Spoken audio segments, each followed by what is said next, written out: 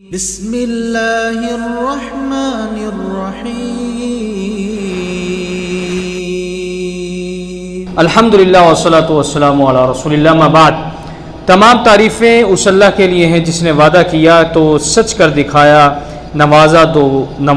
تو بے پناہ نوازا، اس کی رحمت کشادہ اور اس کے فضل و احسان بے شمار ہیں۔ اللہ کا درود و سلام نازل ہو نبی محمد ابن عبداللہ صلی اللہ علیہ وسلم اور آپ کے آل اور صحاب پر۔ حمد و ثنا کے بعد اے اللہ کے بندو، روئے زمین کے مختلف گوشوں میں مسلمانوں کے جو موجودہ حالات ہیں انہیں ذلت و مسکنت درپیش ہے، ان کے حقوق سلب ہو چکے ہیں، دشمنوں کا ان پر غلبہ اور تسلط ہے اور ان کا خون ارزاں ہو چکا ہے۔ ان حالات پر جو شخص بصیرت کی نگاہ ڈالتا ہے اس کے ذہن میں ان کمزور بے بس مسلمانوں کی یاد تازہ ہو جاتی ہے جن کے حالات بھی اس وقت اسی طرح تھے جب رسول اللہ صلی اللہ علیہ وسلم نے اپنی دعوت کا آغاز کیا تھا۔ اس یکسانیت سے میری مراد یہ ہے کہ دونوں جماعتوں کو درپیش حالات میں یکسانیت پائی جاتی ہے، ورنہ دونوں میں فرق پایا جاتا ہے۔ صحابہ کے اندر ایمان و یقین اور عمل صالح کا اتنا وافر مقدار موجود تھا کہ ان کے سامنے مصیبت ان کے لیے ہیج ہو گئی اور وہ فتنوں کے سامنے سینہ سپر ثابت قدم رہے۔ برخلاف موجودہ دور کے مسلمانوں کے، وہ اپنے دین کے معاملے میں کوتاہی کے شکار ہیں۔ انہوں نے اپنے میراث کو فراموش کر دیا اور اپنے تشخص کو بھول گئے، جس کی وجہ سے ان کی مصیبت مزید بڑھ گئی اور وہ دنیا میں ہلاکت و تباہی سے دوچار ہوئے۔ اللہ بلند و برتر اور قادر مطلق سے ہم دعا گو ہیں کہ اپنے فضل و کرم سے ہمیں اور تمام مسلمانوں کو آخرت کی ہلاکت و تباہی سے محفوظ رکھے۔ یقیناً وہ بڑا سخی و فیاض اور کریم و مہربان ہے۔ اے اللہ کے بندو، انہی وجوہات کے پیش نظر ہم پر یہ واجب ہے کہ ہم عبرت و موعظت حاصل کریں اور بار بار ان کے حالات پر اور اس اسلوب پر غور کریں جس کے ذریعے اللہ تعالیٰ نے انہیں خطاب فرمایا اور نبی کریم صلی اللہ علیہ وسلم نے ان کی رہنمائی فرمائی، تاکہ ہم موجودہ گمراہی اور ضلالت سے نجات کی راہ جان سکیں۔ اس لیے ہمارے لیے ضروری ہے کہ کتاب الہی میں وارد فتح و نصرت کی آیتوں پر غور و فکر کریں تاکہ ہماری ہمت کو پرواز ملے، شکست و ہزیمت کے بادل چھٹ جائیں۔ اللہ تعالیٰ قرآن مجید میں ارشاد فرماتے ہیں، کیا تم یہ گمان کر بیٹھے ہو کہ جنت میں چلے جاؤ گے، حالانکہ اب تک تم پر وہ حالات نہیں آئے جو تم سے اگلے لوگوں پر یعنی پہلے لوگوں پر آئے تھے۔ انہیں بیماریاں اور مصیبتیں پہنچی اور وہ یہاں تک جھنجھوڑے گئے کہ رسول اور ان کے ساتھ ایمان والے یہ کہنے لگے کہ اللہ کی مدد کب آئے گی۔ سن رکھو، اللہ کی مدد بہت ہی قریب ہے۔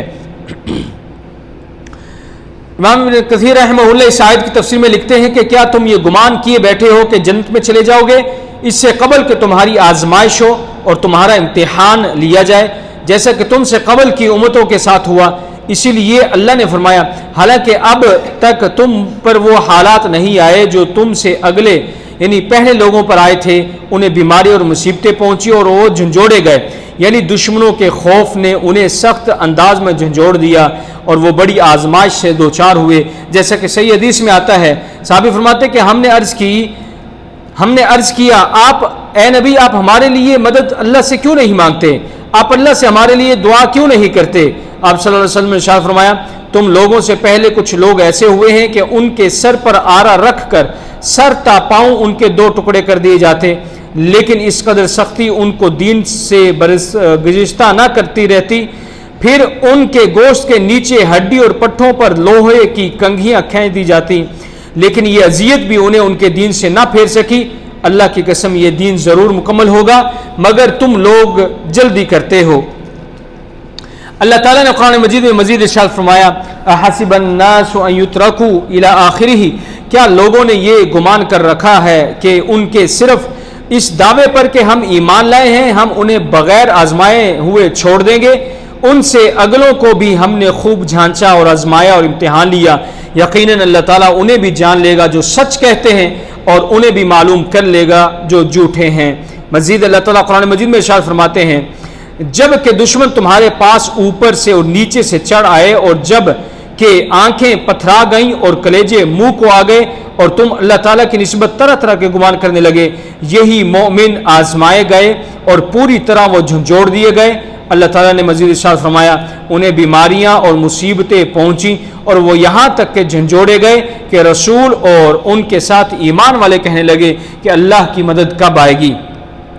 یعنی وہ اپنے دشمنوں پر فتح و نصرت کا مطالبہ کرنے لگے اور تنگ حالی و پریشانی کے وقت دعا کرنے لگے کہ جلد سے جلد فراخی اور نجات ملے۔ اللہ تعالیٰ نے ارشاد فرمایا سن رکھو کہ اللہ کی مدد قریب ہی ہے، جیسے کہ اللہ تعالیٰ کا فرمان ہے یقیناً مشکل کے ساتھ آسانی ہے، بے شک مشکل کے بعد آسانی ہے۔ اے اللہ کے بندو، جس قدر سختی اور پریشانی ہوتی ہے اسی کے بقدر فتح و نصرت بھی ملتی ہے، اسی لیے اللہ تعالیٰ کا فرمان ہے، آپ نے فرمایا، اللہ نے فرمایا سن رکھو کہ اللہ کی مدد قریب ہے۔ ایک حدیث میں آتا ہے تمہارے رب کو اپنے بندوں کی مایوسی پر تعجب ہوتا ہے جبکہ اللہ کی مدد ان سے قریب تر ہوتی ہے۔ اللہ تعالیٰ انہیں مایوس دیکھتا ہے تو ہنس پڑتا ہے، وہ جانتا ہے کہ ان کی فراخی و کشادگی قریب ہے۔ اللہ تبارک و تعالیٰ اپنے بندوں کو فرحت و مسرت اور تنگی و مشقت کے ذریعے ضرور آزماتا ہے، جیسا کہ اس نے گزشتہ اقوام کے ساتھ کیا۔ یہ اس کی جاری و ساری سنت اور طریقہ ہے جس میں کوئی تبدیلی نہیں آ سکتی کہ جو شخص اس کے دین اور شریعت پر عمل پیرا ہوتا ہے اسے اللہ تعالیٰ ضرور آزماتا ہے۔ اگر وہ اللہ کے حکم پر صبر کے ساتھ قائم رہا اور اس راہ میں درپیش مصائب و مشکلات کی پرواہ نہیں کی تو وہ سچا ہے جو کامل سعادت اور اعلی سعادت سے سرفراز ہوا۔ لیکن جو شخص لوگوں کے فتنہ اور آزمائش کو اللہ کا عذاب شمار کرتا ہے، بائیں طور کے مصائب و مشکلات اسے اپنے مقصد سے روک دیتے ہیں، فتنوں سے ہار مان کر وہ اپنے مقصد سے برگزشتہ ہو جاتا ہے تو وہ دعویٰ ایمان میں جھوٹا ہے، کیونکہ ایمان صرف آرائش اور آرزو اور زبانی دعووں کا نام نہیں، آرزو اور زبانی دعووں کا نام نہیں، بلکہ اس کے اعمال اس دعوے کو یا تو سچ ثابت کرتے ہیں یا اس کے دعوے کو جھوٹ ثابت کر دیتے ہیں۔ اے اللہ کے بندو،